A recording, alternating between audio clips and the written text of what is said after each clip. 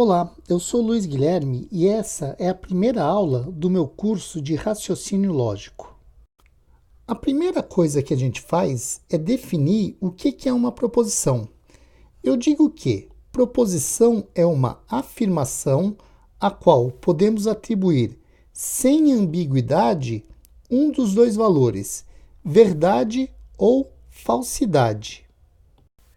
Eu tenho aqui 3 exemplos de proposições. A primeira é: o Sol é uma estrela. A segunda: a capital do Japão é Pequim. E a terceira: o mês de dezembro tem 31 dias. Por que eu posso dizer que elas são proposições? Porque se eu pegar essa aqui primeira, o Sol é uma estrela, e olhar a definição, ela encaixa. Olha só, o Sol é uma estrela, é uma afirmação a qual podemos atribuir, sem ambiguidade, um dos dois valores, verdade ou falsidade. Agora, você pode fazer o teste. Pega a capital do Japão é Pequim e vê se ela encaixa nessa definição. Pega também o mês de dezembro tem 31 dias e vê se isso encaixa nessa definição. Se você pegar uma afirmação e ela se encaixar nessa definição, o que você tem? Você tem uma proposição. Outra coisa que a gente tem que definir é valor lógico. Eu digo que o valor atribuído a uma proposição é chamado de valor lógico da proposição. E aí nós usamos a letra V para verdade e a letra F para falsidade. Então, nós temos o quê? 2 valores lógicos, verdade e falsidade. Voltando nos nossos exemplos de proposições, o que a gente vai fazer agora? Atribuir o seu valor lógico. Então, o Sol é uma estrela, é uma proposição cujo valor lógico é de verdade. Então, eu coloquei aqui que o Sol é uma estrela, é uma verdade. A capital do Japão é Pequim. Qual é o valor lógico disso? Bem, o valor lógico dessa proposição é de falsidade. Então, coloco a letra F atribuída a essa proposição. E o mês de dezembro tem 31 dias. Essa é uma proposição verdadeira. Então, eu atribuo a essa proposição o valor lógico de verdade. Agora, a gente vai ver alguns exemplos de coisas que não são proposições. Eu tenho aqui 3 sentenças. A primeira é: que pizza deliciosa. Eu não consigo classificar essa sentença sem ambiguidade como verdade ou como falsidade. Pode ser que para alguma pessoa seja verdade que a pizza seja deliciosa e para outras não. Como eu preciso classificar sem ambiguidade, eu digo que essa afirmação, que é uma afirmação exclamativa, não é uma proposição. Então eu descarto todas as afirmações exclamativas de serem proposições. Feche a porta. Feche a porta é um comando, é uma sentença imperativa. E sentenças imperativas também não são passíveis de classificação como verdadeira ou como falsa. Então, as sentenças imperativas também vão estar descartadas da possibilidade de serem classificadas como proposições. E em qual cidade você nasceu? Isso é uma pergunta. Eu consigo responder, mas eu não consigo classificar como verdadeiro ou como falso. Em qual cidade você nasceu? Eu, por exemplo, eu nasci em Santos, mas não dá para classificar. Então, toda sentença que for interrogativa também não será o quê? Não será proposição. Então, tem aqui os 3 casos que não são proposições: sentenças exclamativas, sentenças imperativas e sentenças interrogativas não são proposições. Uma das coisas mais importantes no nosso estudo vai ser o quê? Os princípios da lógica. Eu digo que, no estudo de lógica, as seguintes leis do pensamento são adotadas como regras fundamentais. A primeira lei do pensamento é chamada de princípio da não contradição. Ele diz o seguinte: uma proposição não pode ser verdadeira e falsa ao mesmo tempo. Por quê? Porque se ela fosse verdadeira e falsa ao mesmo tempo, eu teria uma contradição. E o princípio chama-se princípio da não contradição. A outra lei do pensamento é chamado de princípio do terceiro excluído. O que ele diz?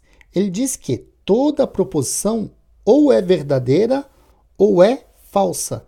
Eu tenho dois casos quando se trata de proposição, ou verdade ou falsidade. Eu não tenho uma terceira possibilidade. Então, esse é o princípio do terceiro excluído.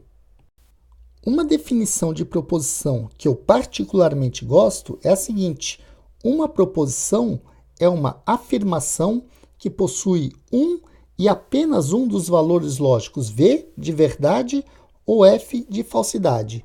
Por que eu gosto dessa definição de proposição? Eu gosto dela porque o princípio da não contradição e o princípio do terceiro excluído podem ser identificados nela.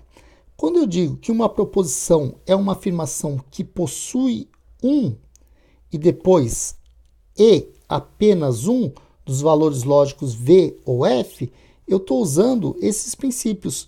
Quando eu digo que possui um, eu estou usando o princípio do terceiro excluído. Olha, toda proposição ou é verdadeira ou é falsa. Quer dizer, eu estou obrigando que a proposição possua um valor lógico. E agora, quando eu digo apenas um, eu estou usando o princípio da não contradição. Uma proposição não pode ser verdadeira e falsa ao mesmo tempo. Ou seja, ela possui apenas um dos valores lógicos, verdade ou falsidade. Então, essa definição, ela contém na sua essência o princípio do terceiro excluído e o princípio da não contradição. Vamos falar agora de proposições simples e compostas. Considere as seguintes proposições. P minúsculo, Pedro trabalha no banco. Q minúsculo, Alice é filha de Paulo. Aqui eu tenho dois exemplos de proposições simples. A partir dessas duas proposições, P minúsculo e Q minúsculo, podemos criar outras proposições, como por exemplo, P maiúsculo, Pedro trabalha no banco e Alice é filha de Paulo. Q maiúsculo, Pedro trabalha no banco ou Alice não é filha de Paulo. Dá para perceber que eu coloquei as duas proposições simples com letras minúsculas, né? P minúsculo e Q minúsculo. E essas proposições, a P maiúsculo e a Q maiúsculo, elas têm essas proposições simples como componentes. Então, eu digo que elas são proposições compostas. Por quê? Pedro trabalha no banco é o quê? Essa P minúscula, essa proposição simples. E Alice é filha de Paulo é o quê? Essa proposição simples aqui, aqui é minúsculo. Então, combinando essas duas proposições, eu posso gerar, por exemplo, a proposição P maiúsculo, que é uma proposição composta. Então, eu tenho aqui um caso de proposição composta. E na Q maiúsculo, Pedro trabalha no banco ou Alice não é filha de Paulo. Eu tenho essas duas proposições simples como componente dessa proposição composta.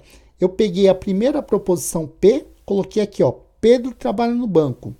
Aí eu uso a palavra ou, e isso aqui é chamado de conectivo, como E também é chamado de conectivo, que é uma aula que nós iremos ter no futuro, e coloquei Alice não é filha de Paulo. Quer dizer, eu estou negando que Alice é filha de Paulo, mas saiu daqui.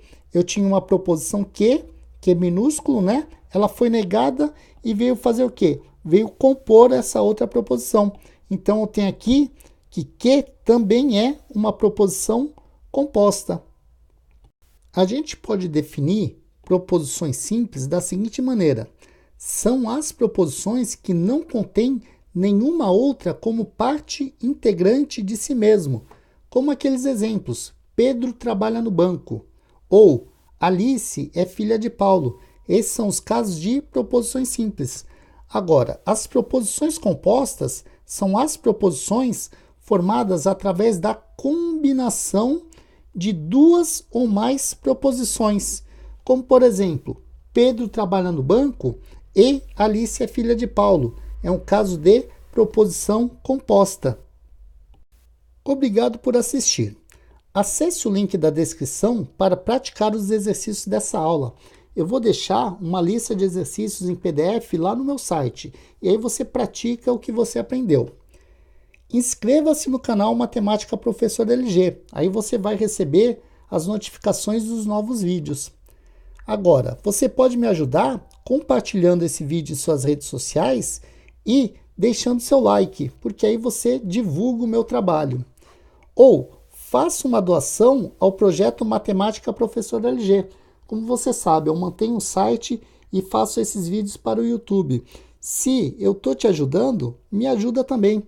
Você pode fazer uma doação única pelo PayPal ou ser um apoiador do projeto. Os links estão na descrição do vídeo.